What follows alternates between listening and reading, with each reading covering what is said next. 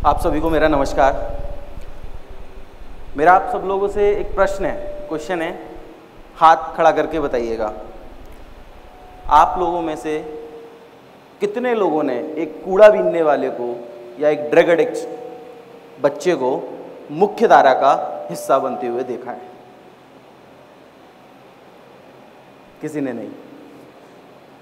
ऐसा ही कुछ मैं आपको आज बताने वाला हूं। चंबल, आप जब चंबल का नाम सुनते हैं तो मेरे दिमाग में जो ख्याल आता था, जिसे देखकर मैं पला बड़ा, वो थे खनन माफिया, देसी कट्टे, क्रिमिनल्स, डाकू, यानी कि पावर। मेरी परवरिश ऐसे ही माहौल में हो रही थी और मुझे भी कुछ बड़ा करना था, कुछ तो ऐसा जिससे कि मेरे हाथ में पावर हो। 11 साल की उम्र में मैंने ये डिसीजन लिया कि मुझे मेरा घर छोड़ना है और कुछ बड़ा करना है। घर के 130 रुपये चुराकर मैं डबरा स्टेशन पर पहुंचा। चंबल संभाग में एक छोटा सा कस्बा, वहां से मैंने ट्रेन ली और एक बड़े से स्टेशन, जो मेरे लिए बहुत बड़ी बात थी और पहली बार इतना बड़ा स्टेशन देखा, ग्वालियर स्टेशन। 130 रुपये थे तो बड़ी खुशी के साथ, ना कोई रोकने वाला ना कोई टोकने वाला, और 130 रुपये के साथ मैंने अपना जीवन शुरू किया। और मैंने बहुत सारा खाना खाया जो मैं रोज़मर्रा की ज़िंदगी में नहीं खा पाता था। लेकिन कहते हैं ना कि सिक्के के दो पहलू होते हैं, दूसरा पहलू अब आने वाला था। मेरे वो 130 रुपये 2 दिन में खत्म हो गए और मैं इस सोचने पर मजबूर हो गया कि मैं अब रोटी कहाँ से खाऊं। मैं पूरे दिन से भूखा था, मेरे सर चकरा रहा था, समझ में नहीं आ रहा था कि क्या करूं, वो रोटी लाऊं कहाँ से। वो भूख की मजबूरी मुझे आज तक याद है।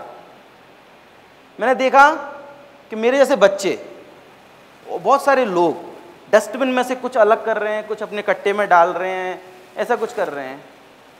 मेरे को सबसे आसान वही तरीका लगा उस रोटी को कमाने के लिए। मैंने उन बच्चों को ज्वाइन किया और डेली पता ही नहीं चला कि मेरी दिनचर्या एक रैक पिकर की हो गई।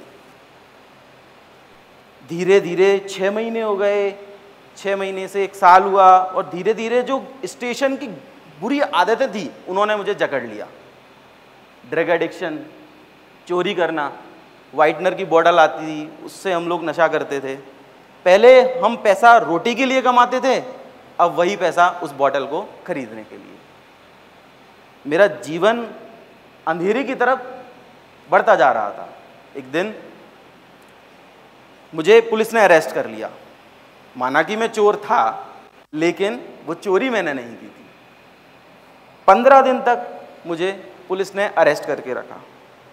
वो दिन मेरी जिंदगी के सबसे दर्दनाक दिन थे, चाहे वो जानवरों जैसा खाना खाना हो या फिर वॉशरूम से रिश्ता हुआ पानी जहां पर मुझे सोना पड़ता था।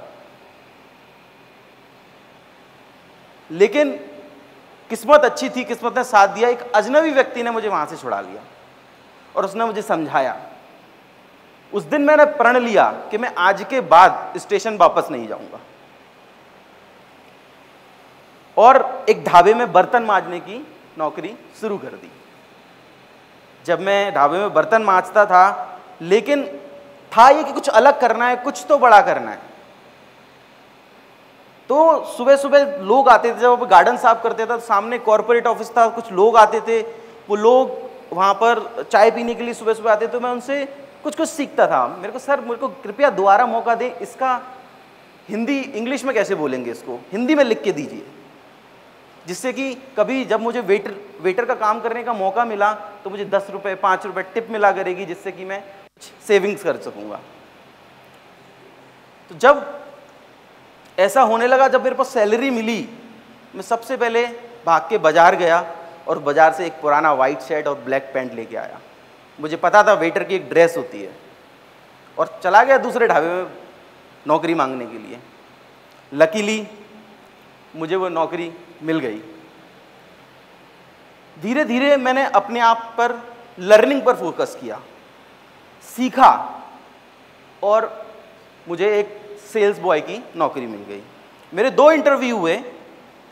मेरे पास एक जॉब था बीपीओ में एसी कमरे में बैठकर कॉलिंग करना, और दूसरा जॉब था 50 किलो वजन अपनी पीठ पर लादकर पंजाब के एक शहर से दूसरे शहर, दूसरे शहर से तीसरे शहर तक जाने के लिए।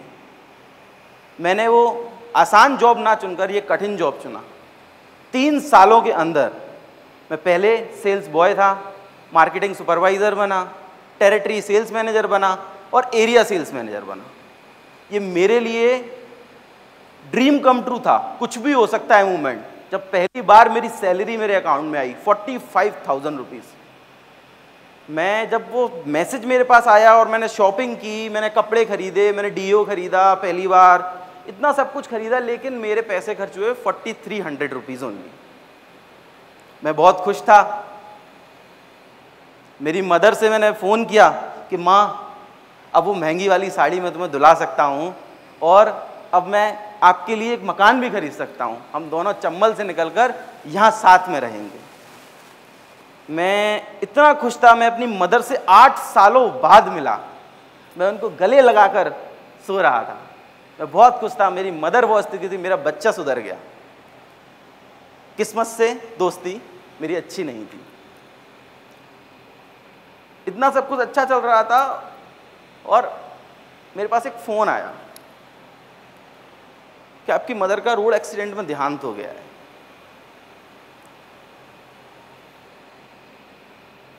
समझ में नहीं आ रहा था कि अब क्या करूंगा लाइफ का। वो फ़ोन अब कभी नहीं आने वाला है कि बेटा खाना खा लिया कि नहीं खा लिया, इस बार ये वाली साड़ी चाहिए, कभी नहीं आने वाला था वो फ़ोन। अब 1 साल के लिए मैं डिप्रेशन का शिकार हो गया। जो भी मेरी सेविंग्स थी सब खत्म हो गई। उस बीच में चांदनी जी से मिला, जो मेरे जैसे ही स्ट्रगल करके कुछ बच्चों के लिए काम कर रही थी। तब हमने देखा कि एक दिन हम जब स्टेशन पे बैठे हुए थे तो हम देख रहे थे एक बच्चा है ना, डस्टबिन में से खाना निकाल के खा रहा है। मेरे को मेरा बचपन याद आ गया कि कैसे वो डस्टबिन में से अपने मतलब की चीज़ निकालते थे कि जिससे वो बिकेगी, उससे हमें रोटी मिलेगी। वो रोटी की मजबूरी मुझे याद आ गई। तब मैंने डिसाइड किया कि मैं अपना पूरा जीवन स्लम चिल्ड्रंस के लिए डोनेट कर दूंगा। तब स्थापना हुई वॉइस ऑफ स्लम की। लेकिन एक 5वीं फेल लड़का, एक 8वीं क्लास में पढ़ रही लड़की जो कि शाम को भुट्टा लगाती है, वो लोग ये बोल रहे हैं हमें कैसा ऑर्गेनाइजेशन बना देंगे जो बच्चों को टिल ग्रेजुएशन तक सपोर्ट करेगा, उनको पैसा कमाना सिखाएगा। कैसे? नेटवर्क नहीं है, पैसा नहीं है, एजुकेशन तो है ही नहीं। तो लोगों ने हमसे बोला बांटी वो चीज़ जा सकती है जो आपके पास हो, जो आपके पास है नहीं वो बांटोगे कैसे। लेकिन करने का जज्बा था। शाम को हम लोग होटल्स में जाके वेटर का काम करते थे, दिन में वॉइस ऑफ स्लम चलाते थे। ऐसे करके वॉइस ऑफ स्लम चलने लगा। 1 साल तक हमने वॉइस ऑफ स्लम चलाया। लेकिन जो हम करना चाह रहे थे, जो पर्पस था वॉइस ऑफ स्लम बनाने का, वो सॉल्व ही नहीं हो रहा था। तब हमने हौसला तोड़ दिया कि हम नहीं कर पाएंगे। हम दोनों लोग इंटरव्यू देकर आए, कल से जॉब ज्वाइन करने वाले थे। रात में एक ख्याल आया कि एक मैसेज बनाते हैं, हम ये लोग हैं और ये करना चाहते हैं। हमने सोशल मीडिया पर वो मैसेज पोस्ट कर दिया कि हमें 1 रुपया दान में दो, हम ये सब करना चाहते हैं। आप विश्वास नहीं मानेंगे, 2 घंटे के अंदर जितना अमाउंट हमें चाहिए था हमारे पर्सनल अकाउंट्स में वो अमाउंट आ गया।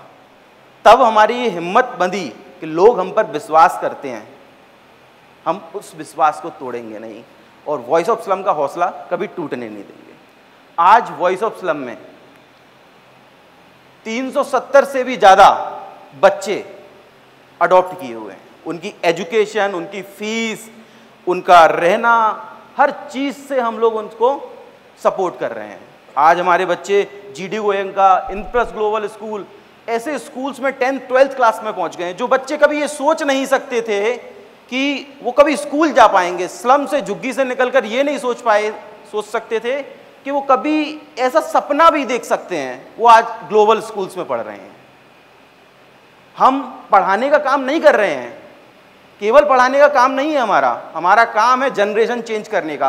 अगर एक बच्चे को उठाकर हमने पढ़ा लिखा दिया और अगर उसे अर्निंग सिखा दी कि अपनी परिवार की जिम्मेदारी उठाना सिखा दी, उसकी आने वाली पूरी जनरेशन सही हो जाएगी।